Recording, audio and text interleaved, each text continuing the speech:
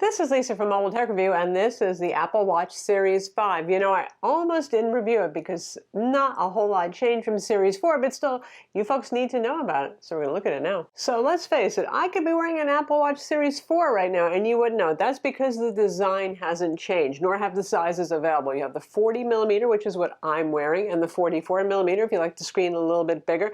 Same OLED display, and it's LTPO OLED, but what's new this time around is a new controller that allows to have an always-on display. So when smartwatches first came out years ago now, the one thing people didn't like and complained about was the fact that most of the time the screen was blank. We were used to watches that always displayed the time. Now it's funny, both the lift to wake gesture have gotten better, so most of the time they don't fail us, and the fact we've become accustomed to it means now I don't know how many people are so dying for the always-on display, but I do like it, and other people in the room like it when they want to look at the time. Now yes, you can turn this off, but if you're going to do that, well, you might as well just get a Series 4 if you can still find one. Apple's not selling it anymore, but retailers still have it in stock. You can get them used. You get the idea. Because the big thing here is the always-on display. But if there are times when you wish to disable it for privacy, you could. But really, there's not much of a privacy thing going on. If you have a watch face like I do that shows your next event and you really want to keep that secret, well, maybe. But other than that, if a new notification comes in, by default, it has a blur look to it. So people are not going to see what that notification says. There's enough color and all that sort of thing that you'll probably recognize it as your Ring doorbell or a text message kind of thing, but that's about it. You can't see what's on there, so don't worry about that too much. It's an OLED display with 1000 nits of brightness. Even in the bright Dallas sunlight, I've never had trouble seeing it. That really isn't so much different from the last generation. So what about battery life? The new controller that's supposed to make this possible, what it does is usually the display on this refreshes at 60 times per second, much like most laptop and phone displays do.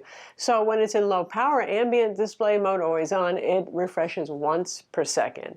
So that's how it saves power. The only thing you'll notice is if you're exercising, for example, the last 2 digits of the timer will not refresh because it's not going in milliseconds. It's only going 1 second at a time. If you lift to wake, it'll show you all the digits.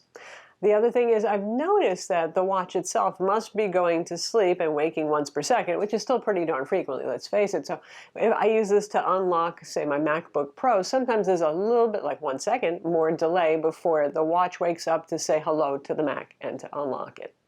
As ever, this is available with your choice of LTE or not LTE, which then has Wi-Fi, and that's 2.4 gigahertz, 802.11n, and Bluetooth to talk to your phone. It also talks to any audio device that you want. It has a speaker, which to me is still one of the biggest selling points, particularly if you're going to use this for phone conversations, which you could do without LTE as long as your phone is in range. But if you want to do something like listen to music, you have to use earbuds or headphones that are Bluetooth. You get the idea. Your AirPods will work. You can stream music, as always, from your phone to your watch. You can also load playlists, and Apple has this clever, intelligent playlist loading. It looks at what you've been playing lately, and every night it can load some tunes on it, thinks you're going to want to hear for the next day. And if you have the LTE version and you don't have your phone nearby, you can stream Apple Podcasts and Apple Music. Now, Spotify is still not there yet for the streaming thing. Apple has opened up third parties to be able to do streaming audio, so we'll have to see where that goes. How does that battery life suffer because of the always-on display? Well, it's not supposed to suffer. And with watchOS 6 that this shipped with, at first, it didn't get as good a battery life as my Series 4 did, to be honest. I have the LTE plus Wi-Fi, Bluetooth connection option there. But with the first update to watchOS 6, I noticed that it did improve. So on a day when I exercise, plus wear it all day long from getting up until putting it on the charging stand at 11 o'clock at night, it typically has somewhere between 35 and 45% battery left.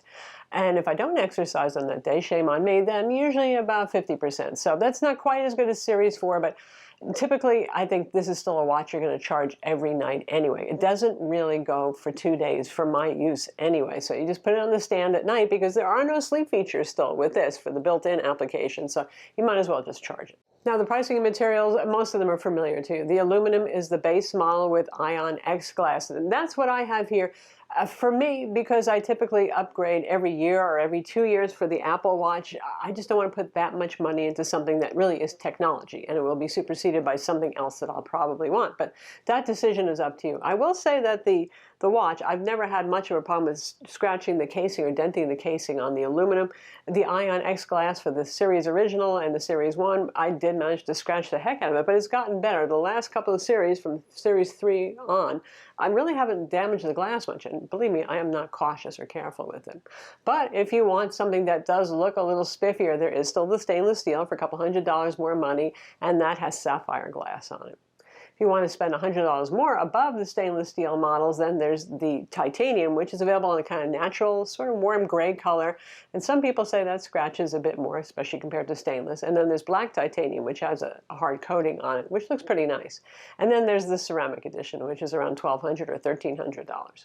Bands as ever are backward compatible, going all the way back to Series 0, and I have some really old bands that I still use because they come in nifty colors.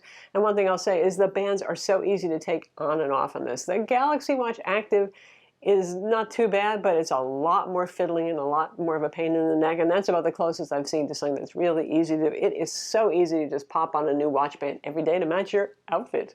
So obviously, if you have a Series 4, unless you really want that always on display, or the compass, I'm not sure that that's really a must-have feature, well, you know, you probably can just stay with that Series 4.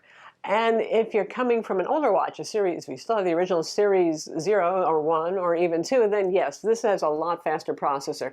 Apple says this has a new processor versus Series 4, but it looks like it's mostly just there for things like the display controller, no performance difference. So, yeah, Series 4, probably stay where you are. But boy, this would be a nice upgrade in terms of performance, in terms of the bigger watch face without having a bigger watch to carry, and all the new features that you get with Series 5 on board too, like the always-on display. So that's the Apple Watch Series 5. As ever, you could say this is probably the best smartwatch available on the market, though I won't go as far as other reviewers and say it trounces the competition, because I think that the Galaxy Watch Active, Active 2, and even the Gear S3 really do a pretty good job as well. But obviously, if you own an iPhone, those things are not quite as useful, even if they do support the iPhone. They don't have the level of integration here.